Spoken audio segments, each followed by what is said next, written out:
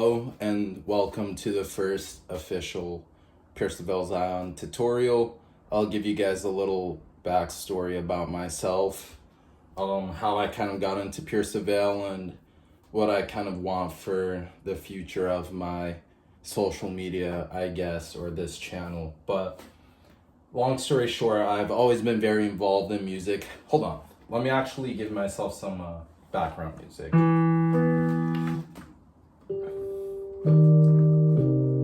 Yeah, so I've always been playing music for a long time, So when I was a kid, I started off with the piano and the saxophone mainly. The saxophone I played a lot in school, and the piano I would play a lot in just at home, at school. Over time, I got into the piano more. I used to take lessons, so I learned a lot about music. I learned about music theory. I learned about how all the chords work. And that was basically all of my high school years, So it was something that I kind of fell off with recently because I do have other hobbies outside of music and I have work as well. But ultimately, I wanted to get back into playing more, and I kind of just needed that spark of inspiration again. But when I started dating my girlfriend, we listened to a lot of music together and we shared a lot of the same type of music interests. But Pierce the Veil was one of those things that was always in the background of my relationship. So many memories that I have that mean so much to me. Pierce the Veil is kind of associated with that because it would always be maybe playing in the background, in the car, in the room, wherever I was, that music just always stuck with me. So I think over time I started to appreciate it more and more, and I realized how complex their songs actually were and how interesting they were to learn. So that's kind of why I started Pierce the Veil Zion, because their music means a lot to me, and I kind of want to break down how their music is made, because I know so many people feel so strongly about Pierce the Veil, but I think their music is definitely worth looking into. So without further ado, let's learn Stay Away From My Friends today. Alright, so there's a couple things that you're gonna have to know before actually learning this song. I'm going to explain this exactly how it's in my thought process, but also I'm going to try to simplify it as much as I can. It's important you know your basic scales, chords, keys. That's all important to making sure you're actually able to play this. The intro is an A major 7 kind of pentatonic scale going downwards. So in the beginning there's a solo.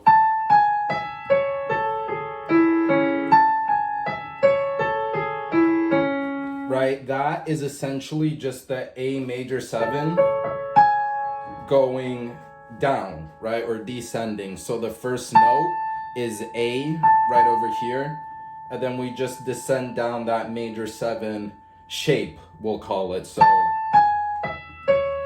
and how do I know it's an A major? Well, the key of the song is actually an A major. This is the first note you hear.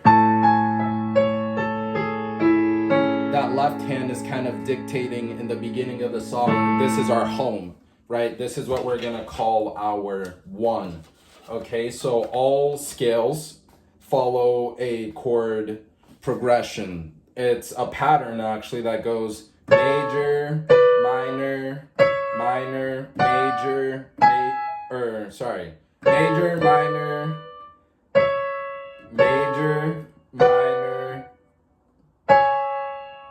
minor, major, major, minor, diminished, and then 1. Okay, so this is something they usually teach in music theory. It's very basic that there's a 1, 2, 3, 4, 5, 6, 7, and an 8 that all corresponds kind of to the scale of the song. So the 1, which is our home, which is our key, is gonna be A major, right? The A major shape. So So that is what is gonna be our one. So I'll write it down here. Oh, this pen has no ink. Yeah, this might look a little messy when I actually scan it, but A major is the one of the song, okay? So there's the intro, which is just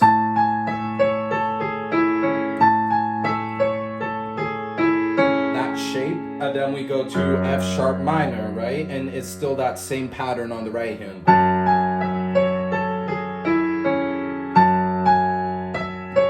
And that's when the verse starts with waking up your neighbors.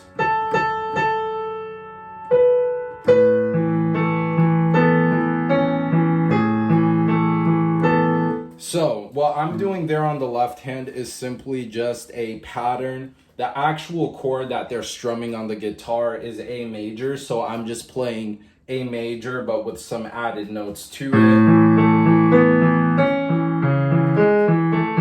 I can kind of do whatever I want, you know, since this is everything that I kind of just wrote on my own. I can just freestyle and have total creativity with how I play it. So in the beginning, I kind of like to have that, it's not like a strumming pattern. It's more of like an arpeggio, but I think it flows really well with the lyrics.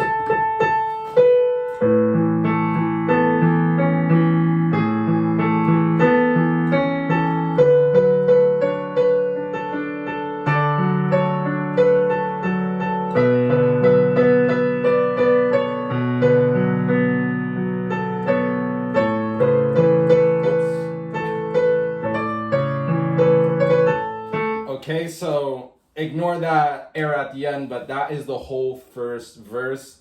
And again, it's simply a chord progression. If you were to play it like a simplified version, you could just play the chords without the patterns. A major.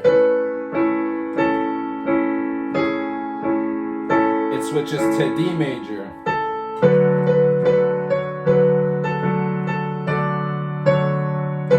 Then it switches to B minor.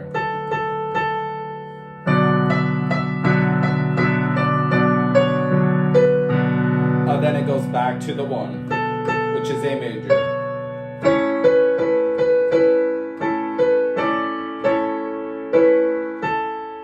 Okay, so again, that's the simplified version. That's just me strumming or playing the chords on the left hand.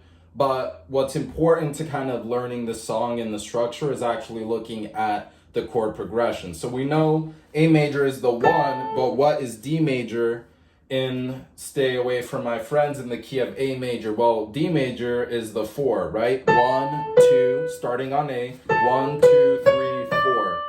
Okay, so D major is the 4, the major 4, right? It's not a minor 4, it's a major 4. Minor and majors, again, it's something that if you're trying to learn this song, you should already know. I can always make kind of more beginner video style, no, not beginner video, beginner style videos in the future, but today I'm kind of just breaking down the chord progression so you guys can kind of just know how the song goes if you already know music theory. But D major is the 4 of A major, 1, 2, 3, 4, and we know it's a major 4, okay? So I'm gonna put IV here, okay?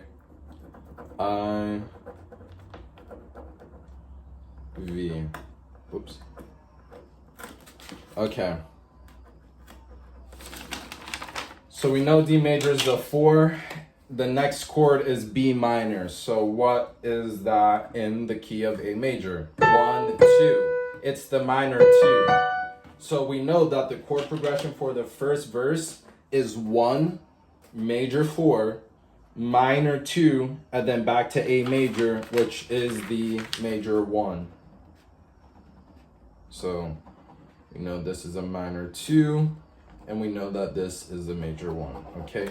So for the rest of the song, I'm just gonna explain it in terms of the Roman numerals, because ultimately there are patterns in a lot of Pierce the Veil songs that follow this same structure also known as the same chord progression. So I'm going to get through the rest of the song. I'm just going to show you guys all the different chord progressions in the different verses, and then I'm going to kind of just show how they're supposed to convey an emotion or a feeling in you. So a 1-4-2-1 is a very standard chord progression, chord verse, you know?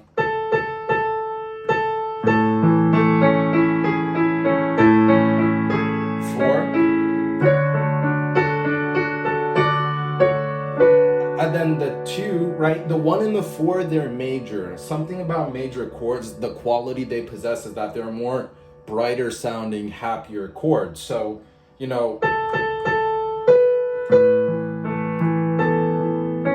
like that just sounds nice, you know? The 1 feels like home. It's a happy sounding chord. It's nice.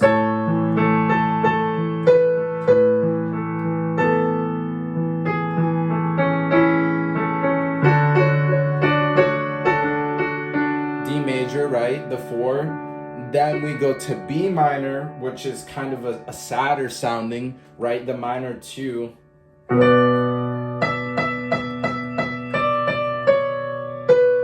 Right? That B minor is kind of a depressing, sad sound, but he wraps it back around to the A major, which kind of resolves that feeling and gets you back at home, okay? So that's why that first verse of the song is so enjoyable to listen to, you know, and so iconic, because it's just a very simple, but it's still an evoking first chord progression. That B minor in it, the minor 2 really does.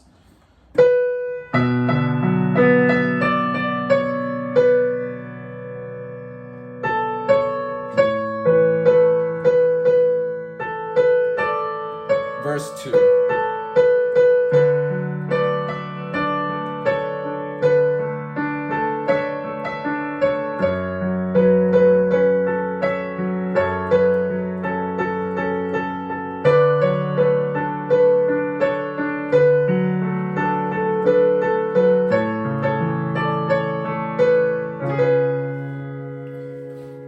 That was all of verse 2. I'm going to go over kind of just the chords that were played there and what this chord progression looks like. You might so interesting. So we start off with D major, right? With Louisiana.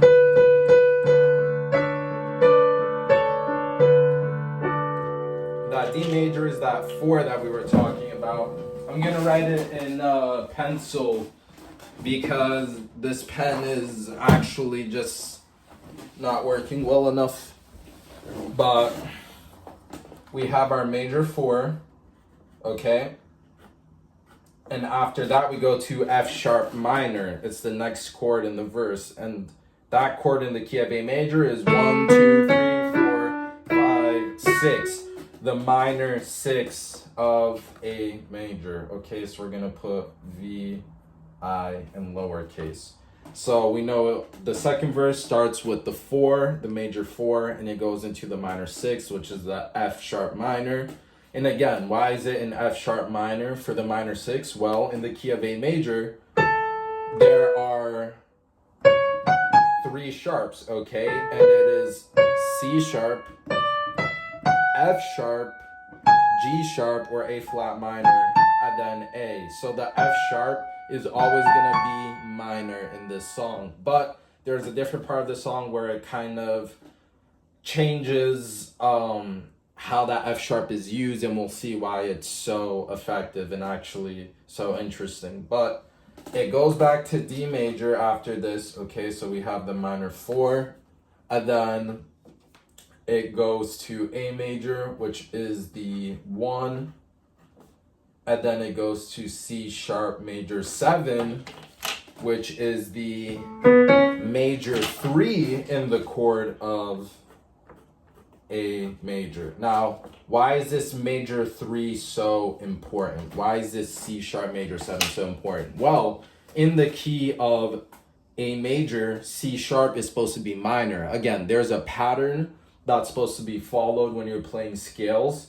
In that pattern, the 3 is always major. In the key of A major, there is no C there is no C. There's always C sharp. So, right? So this would sound weird. But this sounds nicer. And that's because, again, in the key of A major, the C sharp, well, it has to be C sharp, but it has to be C sharp minor as well, right? Because of the pattern that I was talking about. Major, minor, minor, major. Again, there's a pattern. I'm pretty sure it goes, it's like major, major, major, minor, minor, major, major, minor, diminished, major. And that applies to all scales. So again, this is kind of more just teaching you about scales, but in the scale of C major, it still follows that same pattern of major, minor, minor, major, major, minor, diminished, major. So that applies to all keys, right? So in the key of A major, C sharp should be a minor, but Vic Fuentes uses it in a way that kind of adds like a turning point to the song, leading you into the well, technically this is the pre-chorus, so it's leading you into the chorus. That C sharp major 7 kind of adds a, let's call it a mysterious feeling, right? A suspenseful tension feeling to lead you into the next thing. So I'll show you how that sounds, right?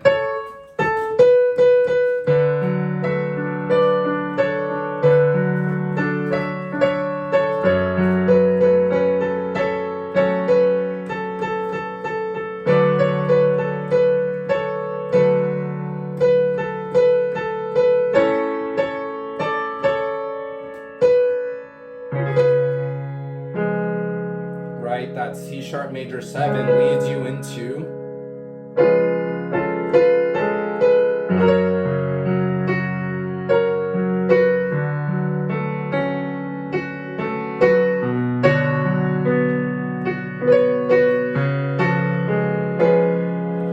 So let's talk about that main part of the song, the stay away from my friends, the part that everyone enjoys the most. Okay, that F sharp major, that part of the song, that F sharp is not supposed to be major, right? In the key of A major, A, B, right?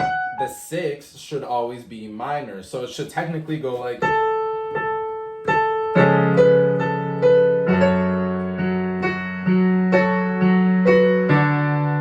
right? F sharp minor. But no, Vic Fuentes chooses not to do that. What he chooses to do instead is make that an F sharp major. A major 6 adds like kind of like a mysterious brightness almost to the song, because no one's expecting to hear that chord in the key of A major. Again, by the technical rules of music theory, that 6 should always be minor. But what happens when it becomes major? Well, it adds a whole new sound to the song. So that F sharp major in the main chorus is actually a major 6, right? And the D major we know is the 4. Okay, the B minor we already know is the 2, and the C sharp major 7 we already know is the major 3. That again, the 3 is supposed to be minor, but in the chorus we have this chord progression of major 6, minor 4, minor 2, major 3, when theoretically it should be minor 6, major 4, minor 2, and minor 3. So again, in the beginning and in the end, there are they change the way the song actually sounds by adding this new sound, this new quote unquote flavor to it, by making that C sharp major and by making that F sharp major. So again, the chorus.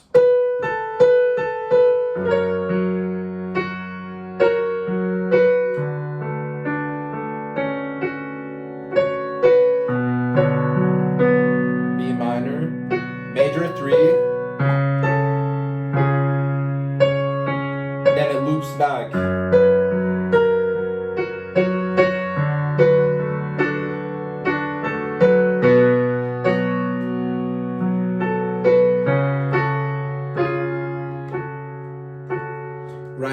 just adds so much emotion to the song. This is why it's the chorus, because there's just so much power behind it. There's just so much new sound to it, right? I like that. Again, in the second verse, he introduces that. For the first time, he introduces the major 3, and that's just such a good way to lead into the chorus.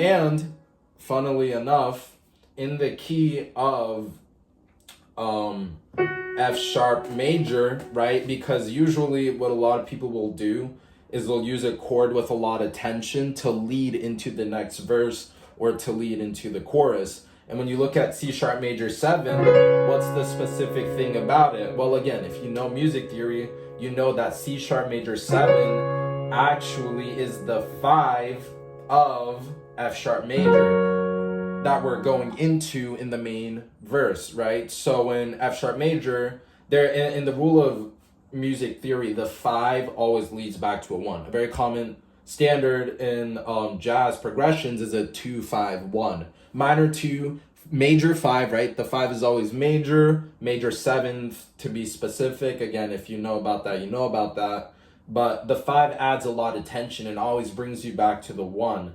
So, again, in the key of A major, technically the 5 would be E, but in this verse, we're using that C sharp major 7 as the 5 of F sharp major 7, right? So 1, 2, 3, 4, 5. So C sharp major 7 always sounds good when it goes to F sharp, because the 5, right, with tension with the 7th, the C major 7 always sounds good resolving to F sharp major. So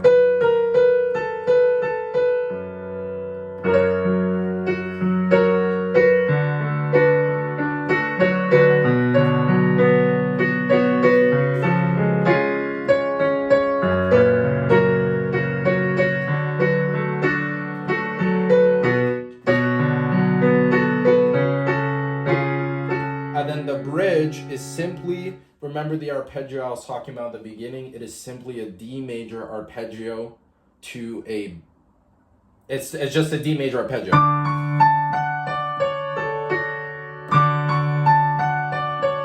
D major 7 arpeggio going down, and then it's a B minor. The only thing different he does here is he does switch the melody instead of just going down. But then he proceeds to go down again. So.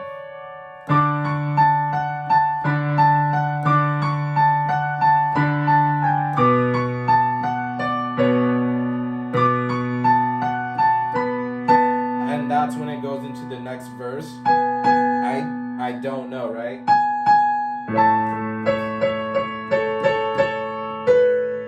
Again, everything that I'm doing for the melody, I just found out by ear. Just by listening to the song enough, I was able to. I don't know. But let's talk about that chord progression. It is simply a 1, right? The home that we're at, to a F sharp minor that we know is the minor 6, right? So it's not a minor 7 this time. It's just a minor 6 because this is a different verse of the song. The D major is still always going to be that major 4. Major 4. Yeah, that's right. And then we go back to A major. Okay, so.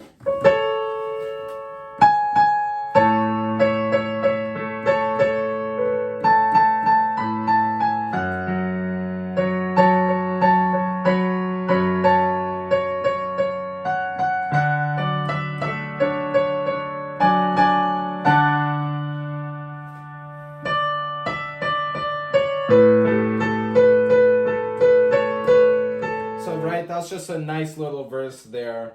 It's a 1, minor 6, major 4, 1. Very standard in music.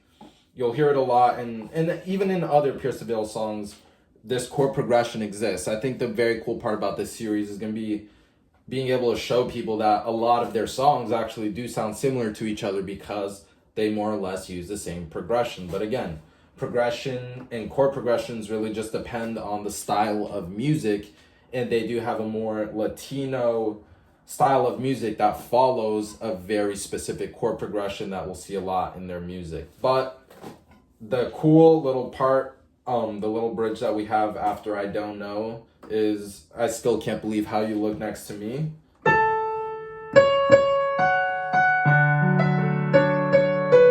That's just D major, right, which is the major 4. And then it goes to B7, which is a new sound adding to the song.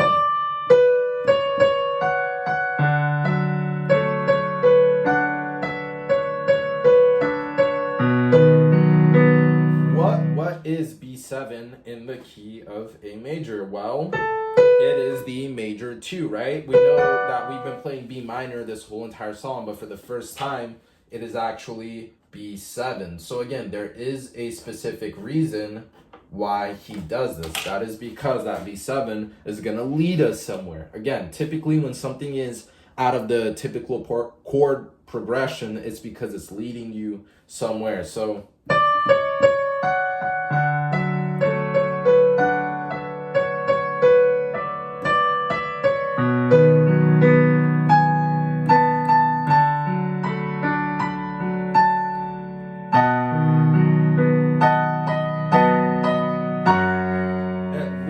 back to the main chorus, right? So why did he decide to do a B7 there specifically? What does B7 even have to do with going back to the chorus, F sharp major? Well, in the key of F sharp major, the B should be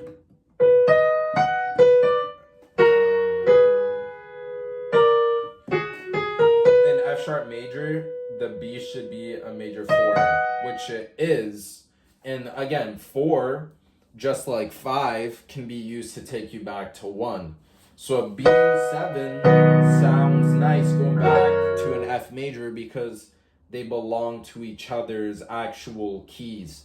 So again, that C sharp major 7, it's not in the key of A major, but it's in the key of F sharp major. And B7 isn't in the key of A major, but it is in the key of F sharp major. So a lot of times you can go outside of the chord progression to go back into another one, right? So in this case, we're using B7 to take us back to F sharp major. Even though the song is in A major, that's just how they add that color and that sound to the bridge. But finally, Pierce the Veil kind of has that build up after, right?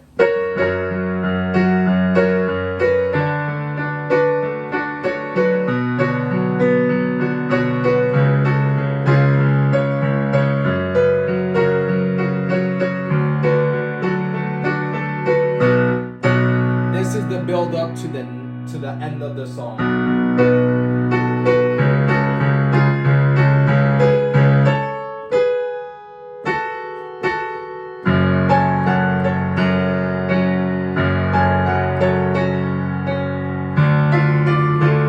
So what is that? That is personally, again, that competes for top 1 favorite part of this song for me because it is just so powerful and it evokes so much emotion. So what is Pierce the Veil doing with their sound there to kind of get that to us? Well, again, we have that build up. Never seen before.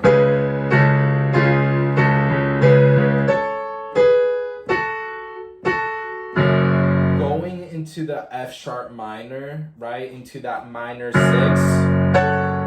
It just leads us to like it leads us to a sad landing place, you know? Like all that tension, all that buildup is happening.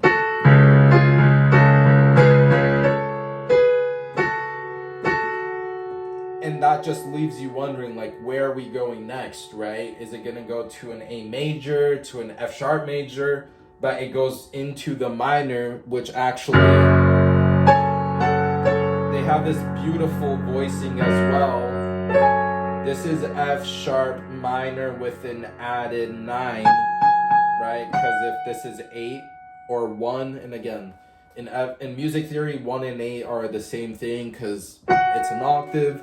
So if we were to go 8, this would be 9, 10, 11, and so forth. But they add that 9 to add that sadness and color to this ending part of the song.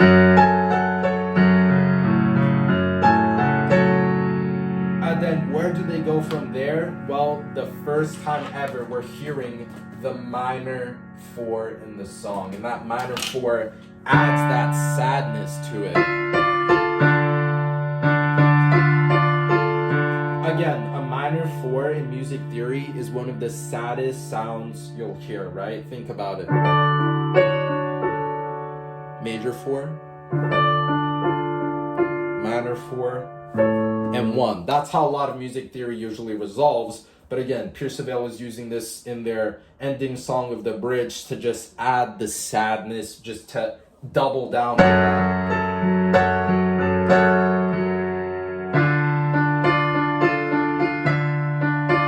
And then they do it again.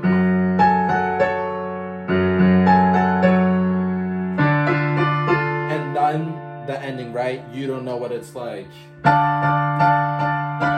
The thing about the minor 4 is that it resolves so well to the major 1, and it adds so much tension that you just want to go back home, back to that major 1, right? So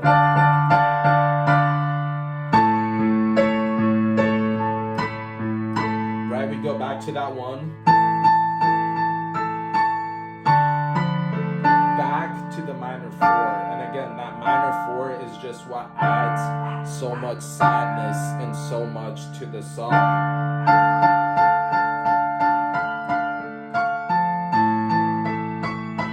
One, right? Minor 4. So sad, back to 1. And it's just that back and forth between sad and happy. Major 1, you're home, you're happy. Minor 4, you're sad, it hurts so much, and then they finally end the song like this.